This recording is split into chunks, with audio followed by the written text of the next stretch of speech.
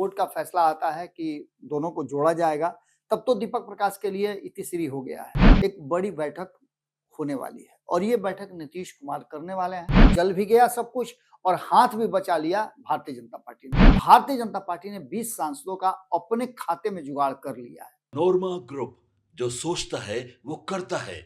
आपके अपने सपनों का आशियाना।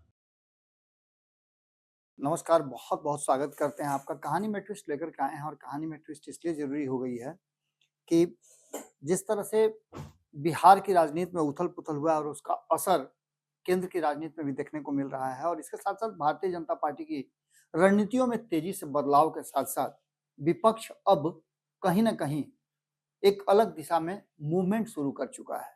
इसको सबको मिला करके यदि देखा जाए तो बिहार की राजनीति से देश की राजनीति में क्या असर पड़ने वाला है और भारतीय जनता पार्टी अब इसके बाद क्या एक्ट करने वाली है, इसके बाद नंबर किसका है। यानी कि एक तरफ जहां उपेंद्र कुशवाहा, जिन्होंने एक दिन पहले ही एक दावा किया था कि जब तक एनडीए सरकार है तब तक उनके पुत्र दीपक प्रकाश मंत्री बने रहेंगे, ये तो एक बात हो गई। अब उन्होंने जो कहा है कि एनडीए सरकार जब तक रहेगी, इसको नोट कीजिएगा, इस पर आगे हम चर्चा करेंगे। लेकिन इसके साथ साथ उनका फाइनल रिजल्ट जो है वो 15 तारीख को भी आना है। आपको पता है कि दीपक प्रकाश के मंत्रिमंडल में शामिल होने को लेकर के पीआईएल दाखिल किया गया था। अब उसका मामला जो है सुप्रीम कोर्ट में चल रहा है और सुप्रीम कोर्ट 15 तारीख को इसका फैसला करेगी। इसके फैसले में क्या कुछ निकल के सामने आएगा ये तो अलग बात है, लेकिन जिसमें जस्टिस सूर्यकांत और जस्टिस बी मोहाना, इन दोनों की बेंच फैसला करेगी कि आखिरकार होगा क्या। अब इसमें दो बातें सामने आ रही हैं जिसकी हमने आपको कल पंचनामा में, आप देख सकते हैं नमन जी ने बहुत उसको कैलकुलेटेड ढंग से और एक एक चीज को बाइफरकेट करके समझाया भी था। 16 नवंबर को माफ कीजिएगा 6 नवंबर को पहली बार 6 नवंबर 2025 को पहली बार दीपक प्रकाश मंत्रिमंडल में शामिल हुए थे और उसके बाद जब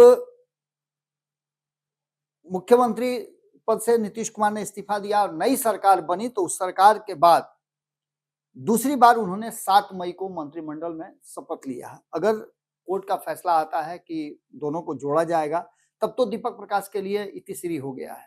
लेकिन अगर जोड़ा जाता है 7 मई से, जो कि नियमों के अनुसार अगर देखा जाए तो ये नियम है कि अगर ब्रेक हो गया है तो फिर से 6 महीने काउंट होते हैं।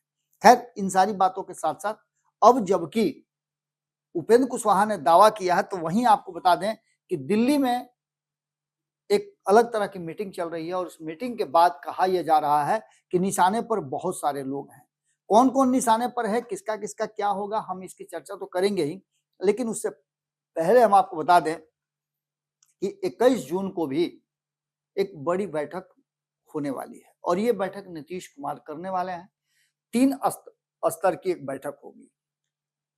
पहले स्तर में राष्ट्रीय कार्यकारिणी, राष्ट्रीय परिषद की बैठक होगी और उसके बाद अपने कोर टीम के लोगों के साथ नीतीश कुमार बैठेंगे। इस कोर टीम में किस किस बात पर चर्चा होगी, क्या क्या होगा, जब नीतीश कुमार विधिवत रूप से अध्यक्ष की कुर्सी के लिए नामित हो जाएंगे, माफ कीजिएगा चुने जाएंगे या उन पर मुहर लग जाएगी, उसके बाद वो क्या फैसला लेते हैं। क्या अपने पुत्र निशांत को कोई ऐसा कुर्सी या ऐसा पद देते हैं या फिर जो चल रही है व्यवस्था, उसी व्यवस्था के तहत वो धीरे धीरे करके आगे बढ़ेंगे। क्योंकि वर्तमान जो परिस्थिति बनी है उसमें खास करके गैर भाजपाई दलों के लिए एक मुश्किल घड़ी सामने आ गई है। इसके पीछे का कारण तृणमूल कांग्रेस का बिखराव है। तृणमूल कांग्रेस को बड़ा ही कैलकुलेटेड ढंग से उसके बिखराव हुए हैं और इसमें जल भी गया सब कुछ और हाथ भी बचा लिया भारतीय जनता पार्टी ने। कहा जो जा रहा है मैं उसकी बात कर रहा हूं। भारतीय जनता पार्टी ने तृणमूल कांग्रेस के बागी जो सांसद थे उनको अपने साथ न जोड़ करके वो किसी अलग पार्टी से जुड़ गए हैं।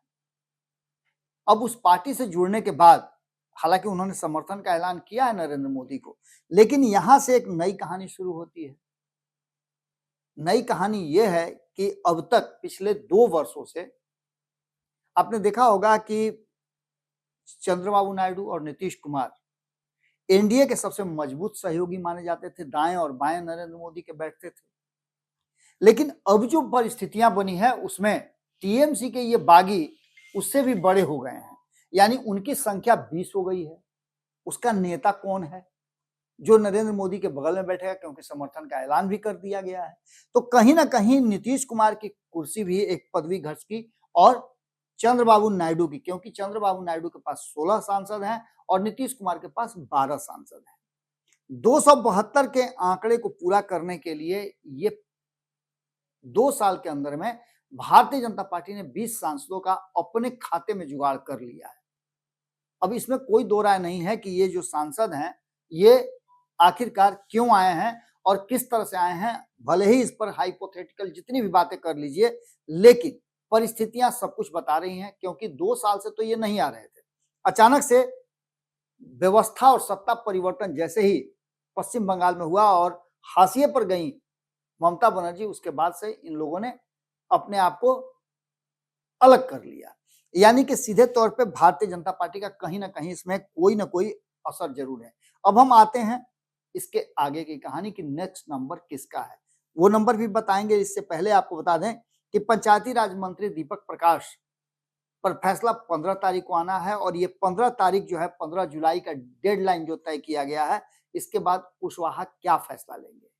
कुशवाहा ने कह तो दिया है, तो क्या कुशवाहा ये कहना चाहते हैं कि अब ये सरकार जो है लंबे समय तक नहीं चलेगी, यानी कि सीधे तौर पे नजर आ रहा है कि जब तक उनका कार्यकाल पूरा होता है दीपक प्रकाश का 6 महीने का, तब तक कोई भी चुनाव दूर दूर तक नजर नहीं आता है। उनकी पत्नी यदि अपना सीट छोड़ती हैं तब भी 6 महीने के तक चुनाव होने हैं और ये जरूरी नहीं है कि भारतीय जनता पार्टी और चुनाव आयोग बात मान ले और इनके कहने पर इनकी पत्नी के इस्तीफा देने के तुरंत बाद चुनाव करा दे। उसके लिए भी माहौल, उसके लिए व्यवस्था, तैयारियां, बहुत कुछ करना होता है, नोटिफिकेशन जारी होता है, ये भी एक प्रक्रिया का हिस्सा है। यानी कि कहीं ना कहीं चारों तरफ से अगर देखा जाए तो दीपक प्रकाश के बचने का एकमात्र कारण नजर आ रहा है वो ये कि या तो वो किसी सदन के सदस्य बन जाए या फिर दीपक प्रकाश एनडीए की सरकार गिर जाए और दीपक प्रकाश की पार्टी किसी और सरकार, जो नई सरकार बनने वाली है, उस सरकार का हिस्सा बन जाए। तो क्या नीतीश कुमार एक बार फिर से मुख्यमंत्री बनने जा रहे हैं या बिहार में कोई नया ट्विस्ट आने वाला है, इस पर से भी इनकार नहीं कर सकते हैं, क्योंकि लगातार इस पर चर्चाएं हो रही हैं, बैठकों का दौर जारी है।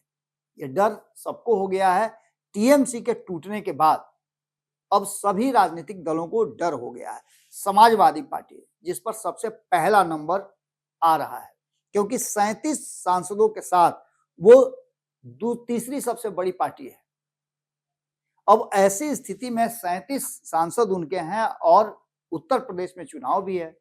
अगर इनके 37 सांसदों में कहीं सेंधमारी हो गई तो आने वाला चुनाव तो जाएगा ही 2027 का विधानसभा, साथ साथ अखिलेश के लिए भी एक बहुत ही परेशानी का सबब बन जाएगा। हालांकि इसमें भी कोई बड़ा खेल हो सकता है, तो अपने सांसदों को बचाने के लिए अखिलेश को कोई ना कोई नया कदम उठाना पड़ेगा। इसके अलावे एक और पार्टी है शिवसेना, जिसके 9 सांसद हैं। उद्धव ठाकरे वाली की मैं बात कर रहा हूं, उस पर भी उथल पुथल है। अभी जो हाल फिलहाल में जानकारी मिली है कि अपने सांसदों के साथ मीटिंग कर रहे थे, जिसमें से 3 से ज्यादा सांसद जो हैं वो वीडियो कॉन्फ्रेंसिंग के माध्यम से बात किए और 3 तो बात ही नहीं किए। यानी कि यहां भी स्थिति 2/3 जो है, जो संवैधानिक प्रक्रिया के तहत उनकी सदस्यता बची रहे, उसका जुगाड़ कहीं ना कहीं अगर 6 सांसद एक साथ हैं तो ऐसी स्थिति में मान सकते हैं कि उद्धव ठाकरे के लिए भी अच्छी सूचना नहीं है। इसके अलावे एनसीपी के भी 8 हैं। आपको पता है कि शरद पवार और सुप्रिया सूले दिन रात एक करके अपने सांसदों को बचाने में लगी हुई हैं, लेकिन इसके आगे क्या होगा आपको पता है। इससे पहले पंजाब में जो हुआ सबको पता है, विधानसभा में जो कुछ भी हुआ महाराष्ट्र में सबको पता है। यानी कि सीधे तौर पे अपनी अपनी कुर्सियां बचाने, अपने अपने सांसदों को बचाने की एक जद्दोजहद शुरू हो चुकी है और ये जद्दोजहद कहीं ना कहीं परेशान कर रही है चंद्रबाबू नायडू और नीतीश कुमार को भी। 21 तारीख का डेट जो है वो नीतीश कुमार के लिए और जनता दल यूनाइटेड के लिए बड़ा अहम है। इसमें एक सवाल ये भी आ रहा है कि क्या नीतीश कुमार से और नीतीश कुमार के फैसलों के बीच में कोई है जो नीतीश कुमार का फैसला लागू नहीं होने दे रहा है। ऐसी स्थिति में नीतीश कुमार को लेकर के एक और सवाल खड़े किए जा रहे हैं कि जब नीतीश कुमार ने ये बात कह दिया था कि आरसीपी सिंह से मेरी बात कराओ, तो आरसीपी सिंह से कौन बात नहीं करा रहा है या कौन नहीं कराने देना चाहता है, किसका दबाव है? ये बातें भी लगभग अब पब्लिक डोमेन में धीरे धीरे करके आनी शुरू हो गई हैं। यानी सीधे तौर पे एक बात तो निश्चित रूप से समझ में आने लगी है कि 21 तारीख को ये सब कुछ होना है। उसके साथ साथ देश की अलग अलग जो गैर भाजपाई पार्टियां हैं उनमें एक बेचैनी बढ़ गई है। भारतीय जनता पार्टी की चुप्पी और उनका प्लान और टीएमसी के सांसदों का टूटना कहीं ना कहीं इस देश में क्षेत्रीय दलों और राष्ट्रीय दल भी, कांग्रेस जो है या वाम दल हैं, उनकी भी बेचैनी बढ़ी है। अब देखना ये होगा कि आगे ये क्या करते हैं, लेकिन एक बात तो तय मान के चलिए कि नेक्स्ट टारगेट निश्चित रूप से सेट हो गया है और उस पर स्ट्राइक निश्चित रूप से होगा, जिसका कहीं ना कहीं खामियाजा विपक्ष को भोगना पड़ेगा। सीधे तौर पे एक नई राजनीतिक व्यवस्था के तहत सांसद छटक करके और भारतीय जनता पार्टी के समर्थन में आकर खड़ा होने की तैयारी शुरू कर चुके हैं। देखना होगा क्या कुछ निकल के सामने आता है। जुड़े रहिएगा भारत लाइव के साथ। हमारी नजर बिहार की हर छोटी बड़ी घटना पर है, देश की घटना पर है। आपकी नजर भारत लाइव पे होनी चाहिए। कमेंट बॉक्स में अपनी राय जरूर लिखिएगा कि आप क्या सोच रहे हैं, अगला नंबर किसका है और क्या दीपक प्रकाश की कुर्सी बचेगी। जो उपेंद्र कुशवाहा ने कहा है कि जब तक एनडीए सरकार है, यानी क्या उपेंद्र कुशवाहा भीतर ही भीतर इशारा कर रहे हैं कि एनडीए सरकार बहुत दिनों की मेहमान नहीं है। इन सभी विषयों पर आपकी राय बहुत जरूरी है। कमेंट बॉक्स में जरूर लिखिएगा। बहुत बहुत धन्यवाद। नमस्कार। आपके सपनों को हमने सजाया है, ई होम्स पैनोरामा को हमने बनाया है। ई होम्स मेरा एक सपना था जिस पे मैं पिछले 4 साल से काम कर रहा था। हमने जो बनाया है वो सबने है माना। ई होम्स पैनोरामा में हो आपका भी आशियाना। और फाइनली हमने 2021 में इस प्रोजेक्ट को लॉन्च किया। बहुत लोग अप्रिशिएट कर रहे हैं कि पूर्णिया जैसे शहर में, बिहार के, एक तो बिहार की बात करें उसमें भी पूर्णिया जैसे छोटे जगह में इस तरह का लाइफस्टाइल देना, ये सुन के हम लोगों को बहुत अच्छा लगता है। ई होम्स में हमने कुछ और भी किया है, जैसे हम जिस जगह में रह रहे हैं हमारे फैमिली सिक्योर हो, उनको सिक्योरिटी का ध्यान में रखा है। आपकी सुविधा और सुरक्षा आपके लिए खास है, ये आपका विश्वास है। इसमें आर्टिफिशियल इंटेलिजेंस का 7 लेयर सिक्योरिटी का हमने इस्तेमाल किया है। लस ग्रीन कैंपस को बनाया है। यदि हमारा बाउंड्री वाल है तो वो वर्टिकल गार्डन है। ये जितनी भी फैसिलिटी होता है एक इंटरनेशनल टाउनशिप में ई होम्स है, ये हम लोग विश्वास नहीं कर पा रहे हैं। जो भी हमारे मित्र दोस्त या जो भी हमारे बाहर के बाहर आते हैं तो हम लोगों को बहुत अच्छा सुनने को मिलता है और बहुत अच्छा क्रेडिट मिल रहा है। वो सारा हमने सिर्फ एक बिल्डिंग नहीं बनाया, हमें एक बहुत अच्छा लाइफस्टाइल दिया ई होम्स में, और मेरा एक सपना था जिसको मैं आज फुलफिल होते हुए देख रहा हूँ। ये आपका आवास है। ई होम्स पैनोरामा में अब आपका निवास है। E Homes Panorama, luxurious lifestyle redefined. Panorama group, जो सोचता है वो करता है।